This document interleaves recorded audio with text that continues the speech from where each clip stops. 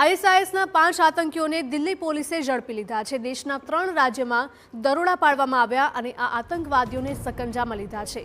દિલ્હી, મુંબઈ અને ઝારખંડમાંથી પકડાયા છે આતંકવાદીઓ। દિલ્હી અને મુંબઈમાંથી બે આતંકીઓ જ્યારે રાંચીથી એક આતંકીની ધરપકડ થઈ છે। દિલ્હીથી પકડાયેલા આફતાબ અને સુફિયાન નામના આતંકી મુંબઈના રહેવાસી હોવાનું સામે આવ્યું છે।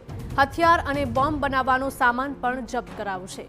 બે આતંકી પાસેથી આઈએસઆઈએસના આઈડી કાર્ડ પણ જપ્ત કરવામાં આવ્યા। દિલ્હી સહિત અનેક સ્થળે સિરિયલ બ્લાસ્ટનું ષડયંત્ર રચ્યું હતું।